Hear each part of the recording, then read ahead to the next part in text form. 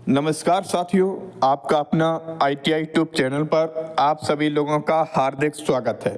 आज के वीडियो का थंबनेल सभी साथियों ने चेक कर लिया होगा। जो आज का हमारा वीडियो रहने वाला है वह यूपी स्कॉलरशिप 2024-25 की हाल में फिलहाल में एक अपडेट चल रही है, जिस अपडेट में छात्र ये इंतजार कर रहे हैं कि क्या डेट बढ़ेगी भी या नहीं बढ़ेगी। फिलहाल में 27 अक्टूबर से लेकर 31 अक्टूबर तक पोर्टल खोला गया था, जो हमारे वंचित छात्र हैं पिछले वर्ष की। लेकिन उसमें क्या हो रहा है कि काफ़ी छात्र ऐसे थे जिनका फॉर्म नहीं भर पाया, किसी का फाइनल प्रिंट आउट नहीं निकल पाया, तो किसी ने विद्यालय में जमा नहीं कर पाया। तो अब छात्र परेशान इस कारण से हैं क्योंकि यूट्यूब पर बहुत सारे वीडियो चल रहे हैं जिसमें बताया जा रहा है खुशखबरी डेट बढ़ा दी गई, यहाँ तक आप आवेदन करेंगे।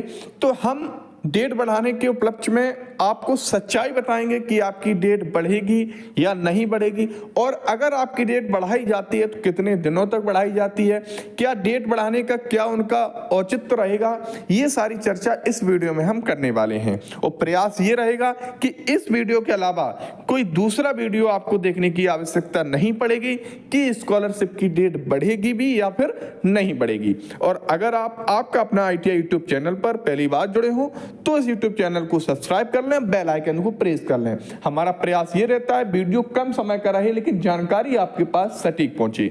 चलिए, फिलहाल एक जो लेटर है वो ज्यादा हर YouTube वीडियो में, हर यूपी स्कॉलरशिप वाले वीडियो में आपको देखने को मिल जाएगा। उसका एक प्रिंट आउट है जो कि हमने भी आपको स्क्रीनशॉट के माध्यम से थोड़ा सा कुछ पॉइंटों में कुछ बातों समझाने के लिए से एक लिया है। तो आपने देखा होगा यहाँ पे ये लिखा हुआ है कि 27 अक्टूबर से लेकर 31 अक्टूबर तक आपका जो कि पोर्टल खोला गया था, और जिसे फॉर्म जमा करने की या अग्रसित करने की 2 नवंबर डेट को रखा गया था। लेकिन अब यहाँ पर लिखा हुआ है परंतु सर्वर न चलने के कारण शिक्षण संस्थानों द्वारा छात्रों द्वारा भरे गए ऑनलाइन पत्रों को 2 नवंबर रविवार तक अग्रसित किया जाना संभव नहीं हो पाया या नहीं होगा। तो इस बात को आप थोड़ा समझ लीजिएगा, क्योंकि जब आपको पता होगा 31 अक्टूबर तक तो आपके आवेदन हुए हैं, और आवेदन के बाद भी कॉलेज में ज़्यादा संख्या में फॉर्म जमा होते हैं। केवल आप अपने स्तर से बात को मत सोचना। आप समझ रहे हैं कि आपका फॉर्म भरा, आपका फॉर्म फॉरवर्ड हो जाएगा, बिल्कुल बात आपकी सही है जो आप सोच रहे हैं। लेकिन अगर आपका BA, BSc, ITI ऐसे कॉलेज हैं, इनमें क्या होता है काफ़ी ज़्यादा सीट्स होती हैं। तो लगभग हम बोल सकते हैं जैसे आपका BA, BSc हुआ तो लगभग 330 के आसपास, आपका ITI हुआ तो 240 के आसपास, आपका BA हुआ, ये लगभग काफ़ी ज़्यादा सीटों वाले जो एफिलिएटिंग एजेंसी होती है इनमें काफ़ी ज़्यादा बच्चे होते हैं। अब आपको पता होगा आपने तो 31 तक भर दिया, लेकिन विद्यालय के स्तर से केवल 2 दिन मिल रहा है। एक आपका 1 नवंबर मिल रहा है, एक आपका 2 नवंबर मिल रहा है। तो आप विचार करिए, जब आपका फॉर्म 27 से लेके 31 अक्टूबर तक भर पाया, लगभग 4 से 5 दिन में आपका फॉर्म भर पाया है, तो कॉलेज वाले उस फॉर्म को 2 दिन में कैसे फॉरवर्ड कर देंगे। फॉरवर्ड में काफ़ी प्रक्रियाएं भरी जाती हैं, जैसे आपका रोल नंबर, आपका स्टेट रजिस्ट्रेशन नंबर, आपकी एडमिशन तिथि, आपका रिजल्ट, आपके पिछले विद्यालय का नाम, ये सारी डिटेल्स हैं वो कॉलेज की तरफ से आपकी फिल किए जाते हैं, वो भी यूपी स्कॉलरशिप के पोर्टल पर। तो इस कारण से काफ़ी छात्रों ने, लगभग 6 लाख छात्र हमारे ऐसे थे जो फॉर्म भरना चाह रहे थे, जिन्होंने सरकार ने उनके लिए पैसा फंड की व्यवस्था कर ली थी। लेकिन अंदाज ये है कि 50% ही ऐसे छात्र जिनका फॉर्म भर पाया। अब 50% छात्र हमारे फिर वही बच रहे हैं जिनका फॉर्म ऑनलाइन नहीं हो पाया, या प्रिंट नहीं निकल पाया, या फॉर्म लॉक नहीं हो पाया, या विद्यालय से फॉरवर्ड नहीं हो पाया। तो अब कहीं ना कहीं समस्या छात्रों के मन में ये आ रही है कि अगर डेट बढ़ाई जाती है तब तो उनका फॉर्म ऑनलाइन हो रहा है, और अगर डेट नहीं बढ़ाई जा रही है तो उनका पर जो पैसा है वो 100% नहीं आएगा। नहीं आने के कारण कि सर्वर बिजी रहेगा, आपने फॉर्म नहीं भर पाया, फॉर्म अगर फॉरवर्ड नहीं होगा तो विभाग के पास पहुंचेगा नहीं, और विभाग के पास पहुंचेगा नहीं तो आपका पैसा विभाग भेजेगा ही नहीं। तो अब आसान शब्दों में, जो सभी जिला समाज कल्याण अधिकारियों द्वारा उत्तर प्रदेश शासन को एक लेटर भेजा गया, उस लेटर में क्या जिक्र किया गया उसे आप देखिएगा। उस लेटर में यही जिक्र किया गया है कि जो आपका 12 नवंबर डेट है, 12 नवंबर तक यहाँ पर उन्होंने एक थोड़े से पॉइंटों में है, उन थोड़े पॉइंटों को आप यहाँ से समझ लीजिएगा। यहाँ पर लिखा हुआ है, अतः महोदय से अनुरोध है कि छात्रवृत्ति के दृष्टिगत छात्रवृत्ति पोर्टल पर निर्बाध रूप से संचालित कराए जाने एवं संस्थान स्तर से डाटा अग्रेषित करने हेतु पोर्टल 2 नवंबर से संदेहास्पद डाटा अग्रेषित करने की तिथि 12 नवंबर तक खुला रखे जाने हेतु आवश्यक कार्रवाई करने का कष्ट करें, जिससे छात्र हित में संस्थानों द्वारा आवेदन पत्रों को अग्रेषित किया जा सके।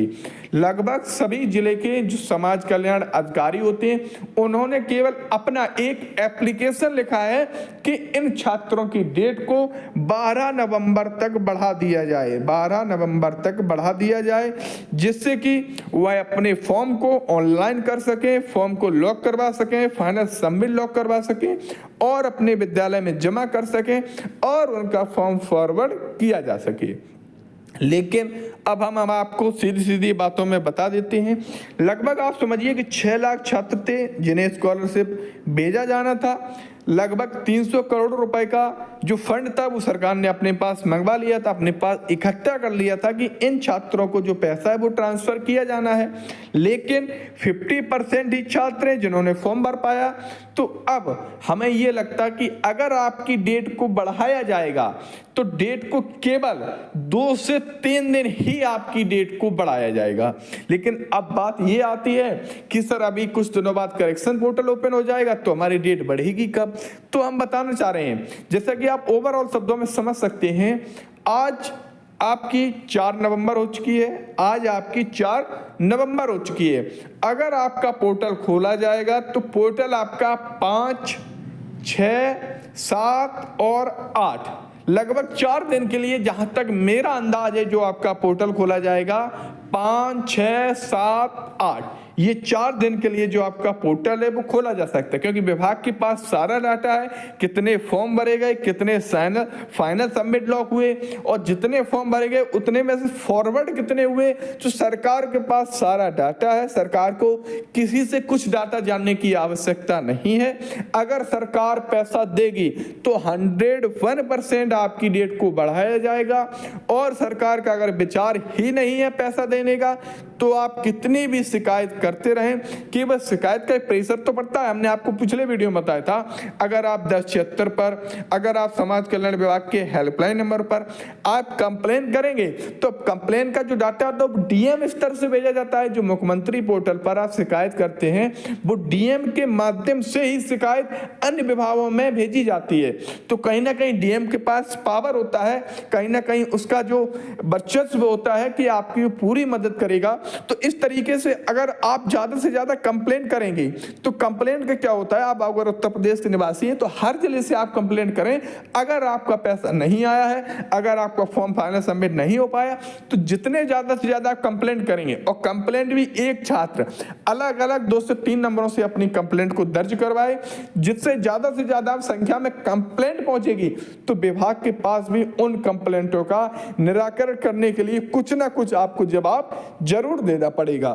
तो इसलिए सभी छात्र 1076 पर समाज कल्याण विभाग के हेल्पलाइन नंबरों पर बात को करते रहें, क्योंकि जो होगा वो आपके कंप्लेंट से ही होगा।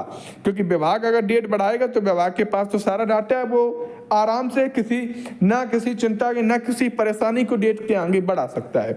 तो सभी छात्र को थोड़े 2 शब्दों में 2 लाइन में हम वीडियो खत्म करेंगे। तो सभी छात्र अपने बैंक अकाउंट को एक्टिवेट रखें, एनपीसीआई अपनी एक्टिवेट रखें, आधार डीबीटी सर्विस एक्टिवेट रखें, ये सारी चीज अपने बैंक अकाउंट को एक्टिवेट रखें। बैंक अकाउंट की ई-केवाईसी बैंक में जाकर कराएं। अपने कुल मिलाकर जो पैसा आने का एक कारण होता है, मुख्य जो पीएफएमएस के माध्यम से जब वेरिफिकेशन होता है तो उसमें आपके अकाउंट पर ही निर्भर रहता है कि आपका पैसा ट्रांसफर किया जाएगा कि नहीं किया जाएगा।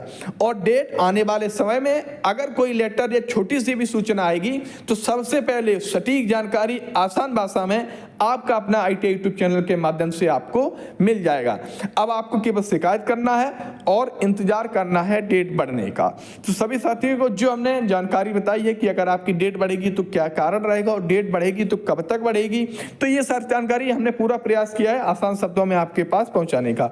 जानकारी भी आपको अच्छी लगी होगी। जानकारी अच्छी लगी तो हमारी वीडियो को लाइक कर दें, और अभी तक आपने चैनल को सब्सक्राइब नहीं किया है तो चैनल को सब्सक्राइब जरूर कर लें और बेल आइकन को प्रेस कर दें। ऐसे ही लगातार अपडेट के लिए आपका अपना IT यूट्यूब चैनल पर बने रहें।